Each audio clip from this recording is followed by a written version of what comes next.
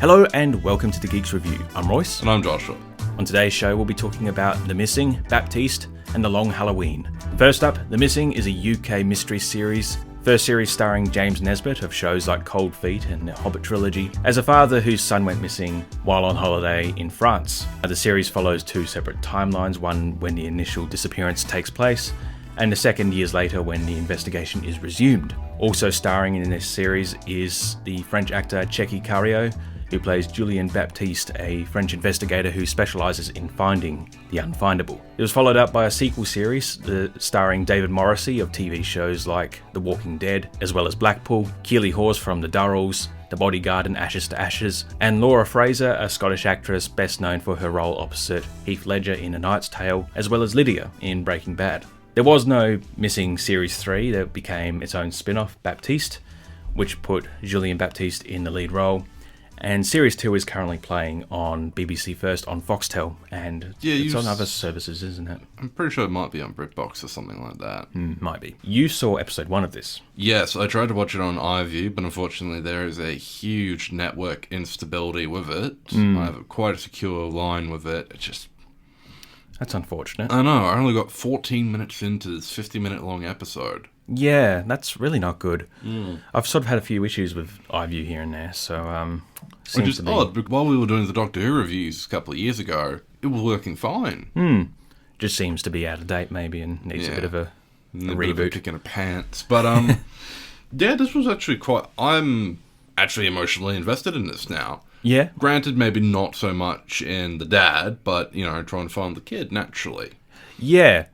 It's quite a dark series going forwards. Yes. Obviously, we're not going to talk too much about the spoilers, because obviously you're watching it yourself now. And it's actually done quite well to set up a genuine mystery, because you don't actually see the initial point upon where the child, Ollie, is taken. Yeah. It really just throws you into the dark, as the parents are just completely lost and panicked, and just it happens so quickly. Although I did have to stop myself from saying "shut up, Tom" when I saw the British liaison, because I had previously watched Lock, Stock and Two Smoking Barrels, and he was Jason Fleming, wasn't it? Yeah, Jason Fleming, yeah. Yes, I forgot he was in this as well. A few notable actors. Yes. One actor whose name I'm not going to butcher trying to pronounce. Most notably, he was in Wonder Woman, and we actually saw him in G.I. Joe, Rise of Cobra last week. The North African fellow, yeah. Yeah, quite a dark series is The Missing, but really good. I really love Series 1. Not to obviously give you high expectations, but kind of perfect. I might as well just stop now if it's perfect, you know? It is, yeah, like I said, really dark, and if you sort of have any concerns or thoughts about what might take place in a case like this, it might be involved in the series going forwards, which is quite a horrific thought if you sort of go to dark places, and it might be in there. Series 2 is interesting because it's kind of an anthology series. Baptiste is like the recurring character across all these series. Okay, so it changes up the story beat, does it? Yeah, Series 2 follows a girl who was kidnapped years before, who suddenly reappears having broken free from her prison, and again split between two separate timelines, and there's quite a significant shift, and you're kind of wondering for the first few episodes what happened. You know, things seemed okay, what's happened in like the years since. It's sort of it's filled with more twists and turns, and Baptiste takes a more central role.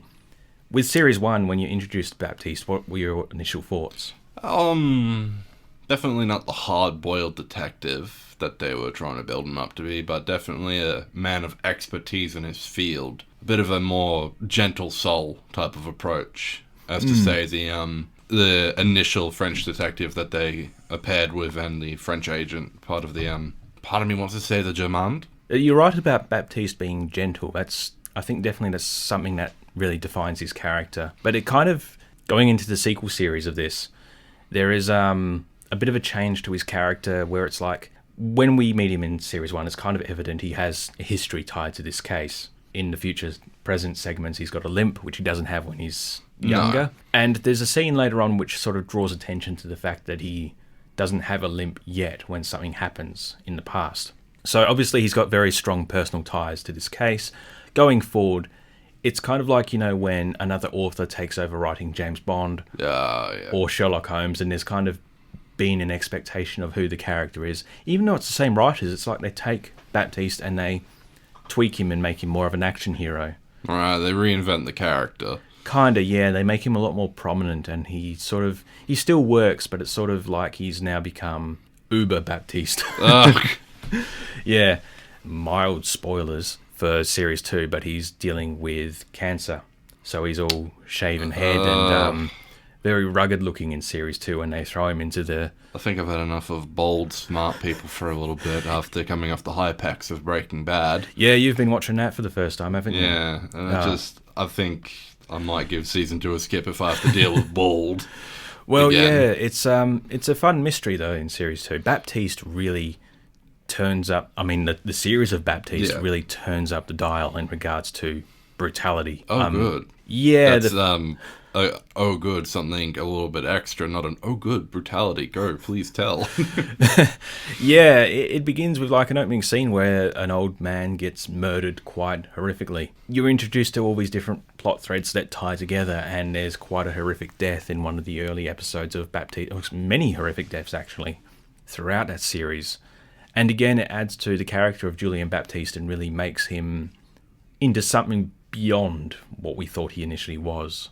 Something more. And I think there's pros and cons to it. I mean, Baptiste is a great character to watch and to be around, but sort of putting him in a more central role is just sort of like, how much stuff can one man go through?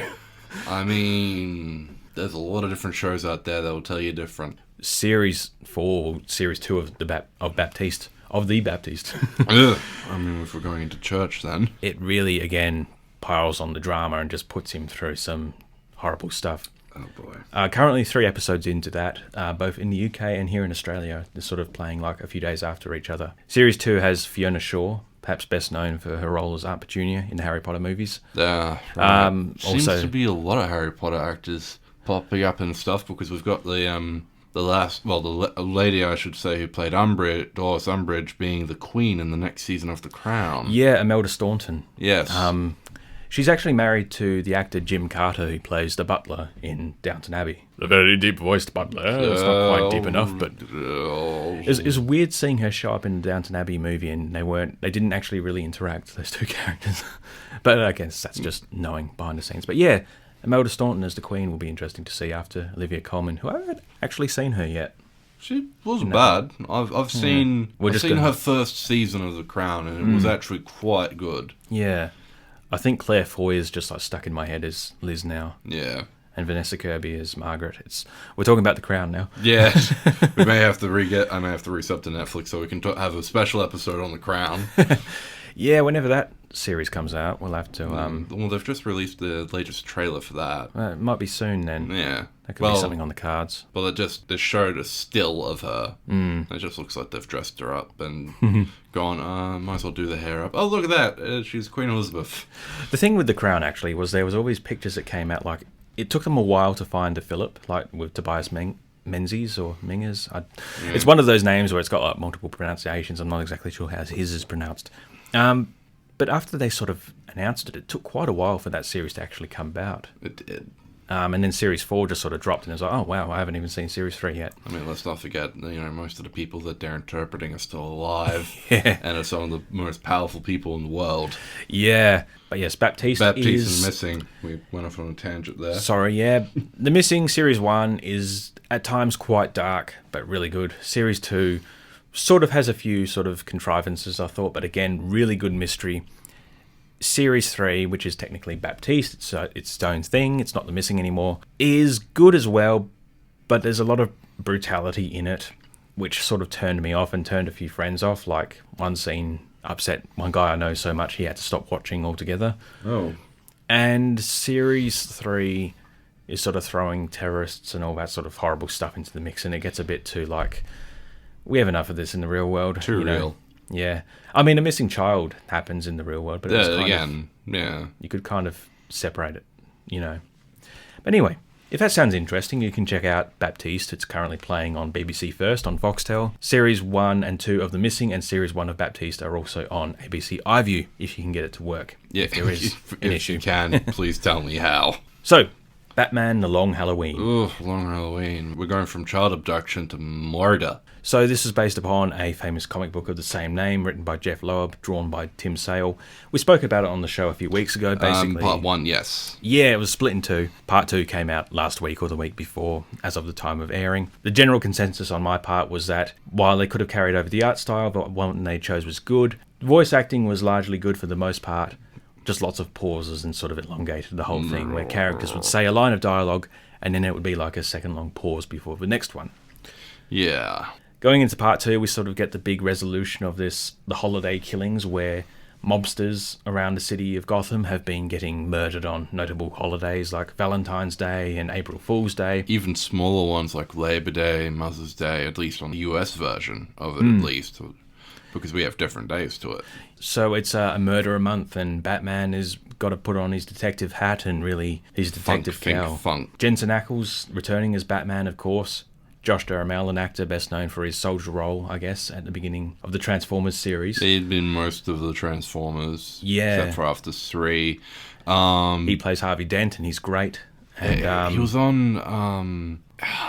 it was a crime show a while back, Las Vegas, I think it was. Right, I might know of it. Yeah. I used to confuse him with Timothy Oliphant because they look alike. They do, yeah.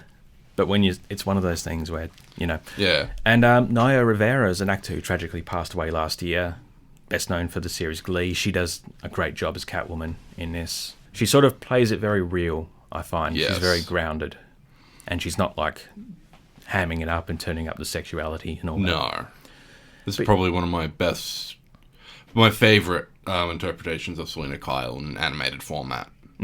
She actually knows who Batman is. Or Bruce, like Bruce and Batman. They've established that they've known about each other for a bit in part 1, growing so much so as, they're kind of seeing each other. Yeah, which is a change from the comics. Yeah. We'll get into the changes in a little bit, but yeah, what were your thoughts on part 2? Yeah, I think it took a bit to get moving, but it definitely kept building and building, and it always keeps you second guessing on who the holiday killer is. So much so that even the villains are getting involved, like originally with part 1 it was the Joker hunting down the holiday killer, that's my turf, get out of it. And part of me was thinking, oh, it might be Calendar Man, but most of the 2 parts he's actually still locked up in Arkham, even during the mass breakout. And it turns out that Falcone's been hiring these villains to deter people away from it. Yeah, to try and figure out who, because Gotham City's been like thriving, with the mafia. Yes. And now all these freaks, as Falcone calls them. And there's a brewing turf war between the Falcones and the Maronis. There's a lot going on, and you've never read the comic yourself, have you? Sadly not. When I saw part 1, I had read it, but it had been like 8 years since I had, so obviously some details had vanished. And I thought, this seems like it's hitting a lot of the same beats, a lot of the same stuff, like Joker stealing the crop duster and the visits with Calendar Man and the different murders and all that. Then I read the book. Oh boy.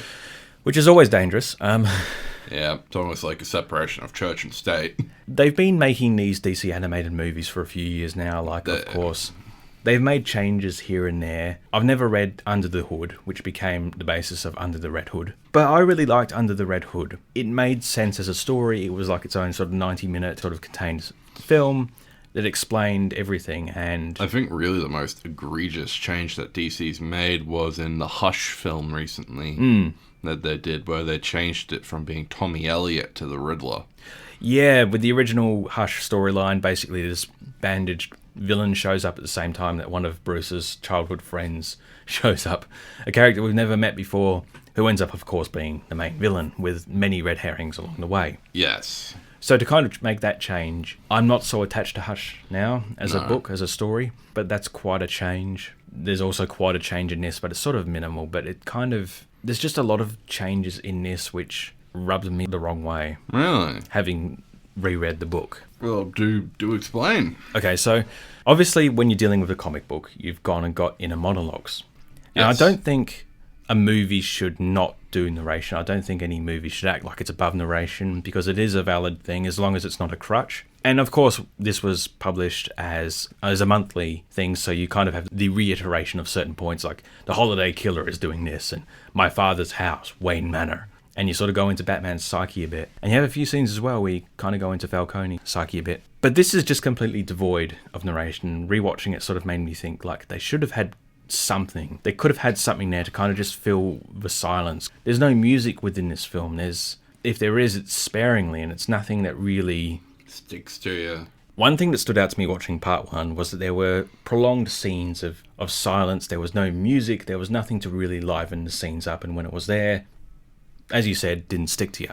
And of course there's narration within the comic book. I'm not saying they needed to have the narration here, but it would have been something to kind of liven the story up. There are changes made. Obviously they take a different approach, a different ending with this that's quite significantly different to what the comic book had. It just feels like they kind of felt like we can do it better. Like there's quite a lot of... The original comic book is just so dense with story and character and information, and then they just replace it. And, okay, so in part one, you have the scene where Catwoman and Batman are chasing each other, and she leads him to a warehouse where Falcone has laundered all of his money. And then Harvey Dent shows up, and they decide to burn it, to stick it to the man, to stick it to Falcone, to really rub his face in it. That's part of like a larger plot point that's entirely cut out of this film, as far as I can tell, where the manager of Gotham Bank, which Bruce Wayne is on the board of, has been coerced by Falcone into laundering their dirty money. Bruce forces him out and basically declares we're not laundering the money anymore, so that bank manager gets murdered, gunned down in the street. And the guy who guns him down is actually the first victim of the Holiday Killer. And the scene that's introduces this character in part one. You see him get home, you see him get undressed, he draws himself a bath, he gets in, he gets shot. And in the comic book, it's just so succinct in the way it's told. It's got like 6 panels of the bath running, he turns it off, he dips his foot in, he slowly lowers himself, he looks up and then he gets shot. And you got this full-page panel of him lying in the bath, shot with the jack-o'-lantern and the gun left behind, which is what the Holiday Killer is doing. He leaves behind totems related to the holiday in which he's killed someone, along with the murder weapon, with the baby bottle silencer, which is a bit of a weird choice, that one. But yeah, with this, it kind of felt like a misunderstanding of what the story was. At least having read the book now and sort of comparing it, it's kind of like we now need to see this guy get home. We need to see him get undressed, and it's kind of like just unnecessary. Well, they've only got so much time, but I know exactly what you mean. Well, they've got so much time. Why did they waste a minute of this guy getting home and getting undressed when it doesn't serve the plot whatsoever? A few corners cut, like I believe is it Maroni's father who gets shot? Luigi, yes. Yeah. Within the comic book, it's this scene where he's in his orchard and he's like picking tomatoes and he gets shot from behind, and it's quite a visually interesting scene they could have done. Instead, they just move it to this pergola where they're just both sitting down, and there's no energy. It's like sort of lacking that colour, that vibrance, that life, and that personality. It's more of a Godfather homage. It's very Godfather homage, of course. Yeah. Also, just the use of colour, obviously, within the comic book. Whenever there is a holiday killing, it goes black and white, which I think would have been really visually striking. Of course, when you've gone and got obviously the red of the blood and the colours of the souvenir that's left behind. It's just kind of treated all the same, and it's just like we talked about how such an interesting style they chose for this film, but it's so different from the books when they could have done the books and then they... It seems with part 2 they've definitely gone for a more style over substance approach. I think it did sort of jump into it a bit quicker than part 1. I mean, obviously when you join at part 2, it's like the story's already in full swing and you sort of watch these back to back. I think they do themselves a disservice by having the artwork from the original book in the opening scene, in like the opening titles. That really just sort of, why is it so different? Obviously, the end is different, which we'll get to in a bit. Yeah, just watching this, it's kind of, I don't know, I just couldn't help but feel offended by how egregious the changes were, how it seemed like there were a lot of corners cut. And I know animation is hard, even if you cut corners, it's still really difficult, but it just felt like it was being deliberately obtuse to kind of, people know what the ending's going to be, so we're going to change it, we know what we're doing, we can do better. And one scene that really stood out to me was the Taco Tuesday scene with Calendar Man, which, not to demean or belittle Lego, but it kind of feels like something they do in a Lego game, Yeah. Calendar Man, Taco Tuesday, that's my thing, you know, because I'm calendar man. I know what it is, what day it is, what day of the month, whether or not it's a leap year, whether or not it's got any significance, and of course it is Taco Tuesday. It's like me turning up here next Friday wearing a blue shirt and wielding a machete because it's Friday the 13th. Pretty much, yeah. But serving stir fry because it's a Friday. Granted, stir Friday is awesome. Yeah. Well, rereading the book, Calendar Man's not actually in it as much. No. I was shocked. And again, so visually striking, he's just this pale dude in his like white uniform and this all white cell that's littered with like pages of a calendar. And here it's just sort of, it's dull, it's grey, it's sort of all murky blues. There's nothing visually distinct, whereas the comic is filled with so much of that, and they didn't try at all. I mean, I guess there's the criticism that's been levelled at Zack Snyder when he adapted 300. Comparing the two side by side, they're like, yeah, 1-to-1 recreations at points. Same with his Watchmen adaptation, even though it's sort of fundamentally different in other ways. And of course, I mean, you look at Sin City by Robert Rodriguez, which is like really a literal interpretation. But they're dealing with animation, and they could have really embraced that, but they just said, well, no, it needs to be in the style of everything else we've done. And it's disappointing, because it's one of my favourite books, this, and it works as a film, though. I mean, you were enjoying it. I was a little confused at the end. Yes, it made it look like that they were going to cut the credits and have it as, you know, oh, Harvey was the holiday killer, but no. It's not until the very end, really, that Harvey becomes Two-Face, and his transformation is also a lot more dramatic. Obviously, he gets the acid thrown into his face. A lot of the dialogue there is quite similar, if not 1-to-1. I did find it a bit weird when everyone in the courtroom starts laughing at the mobster's jokes, like quite heartily, when he's joking, like, oh, you know, we've thrown all these mobsters into the Gotham River. That's probably why I have an ulcer, because of drinking the water. And everyone's like laughing. And it's sort of like, at most, you'd expect like maybe like, huh. Yeah, see, I always thought that the laughing was, well, I say always thought, you know, for the last 24 hours. I was under the impression that was just in Harvey's head with the rest of the courtroom laughing. It did sort of lean into that, true. Like, it was really sort of playing up that whole psychological angle.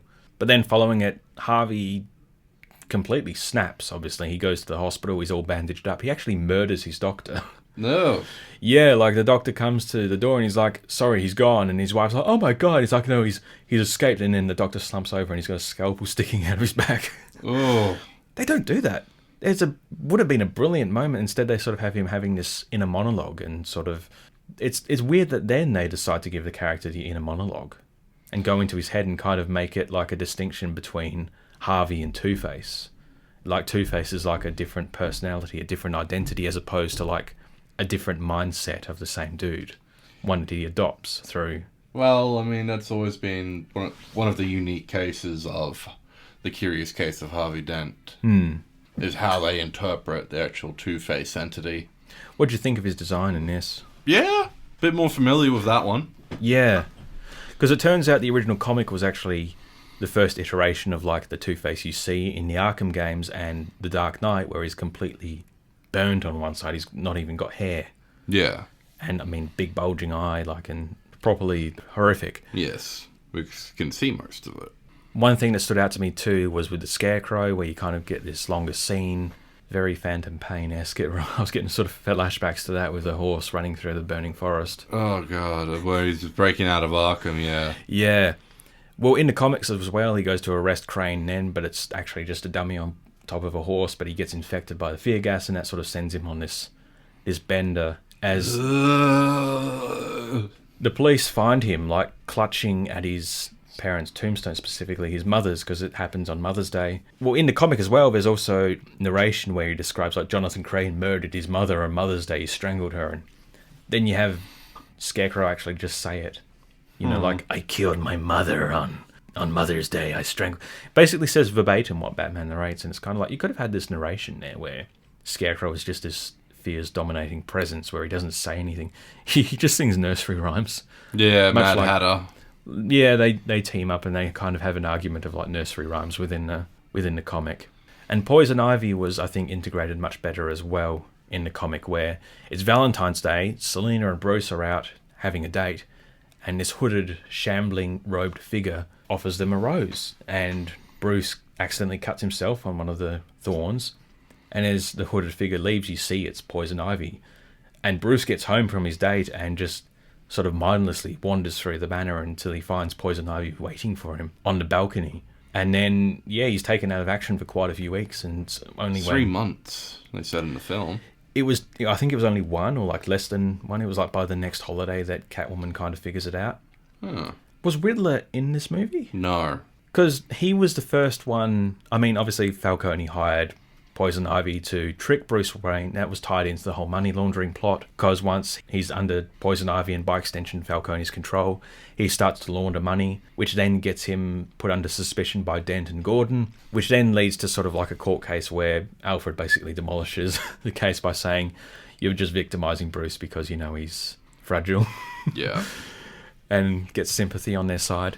But yes, within the comics, Falcone consults Riddler to try and figure out who the hell Holiday is, and he doesn't know who. In fact, Falcone's daughter, who I mistook through like sort of hazy mismemories of being Falcone's sister because they look so alike, is actually his daughter. She starts to crush Riddler's head like sort of Mountain and, you know, Oberyn Martell style, until he says like, it's come on, Falcone is the Holiday killer, and Falcone laughs at his gall and lets him free. And it's April Fool's Day, and as Riddler is leaving, he's confronted by the Holiday Killer, who shoots at him but doesn't shoot to kill him. And that's when the Riddler is like, well, you know, when does a killer not kill? There's changes that are made. We've talked about the nature of adaptation. Yes. Compromise versus inspiration. It doesn't so much feel like compromise or inspiration for a lot of the changes that are here. It just feels like laziness. Much like with the whole Killing Joke thing, where they changed the Hall of Mirrors to being the Joker's old apartment, but everything's glued to the ceiling, you know. It's that kind of thing, which is really unfortunate, because a lot of people are going to watch this now and think, you know, this is it. This is the definitive version. And then they'll go and read the comic and go, that's not right. Well, if they read the comic, that's itself it's a win. Yeah, final thoughts, I guess. I enjoyed it. Maybe not as much as part 1. Definitely worth a watch at least.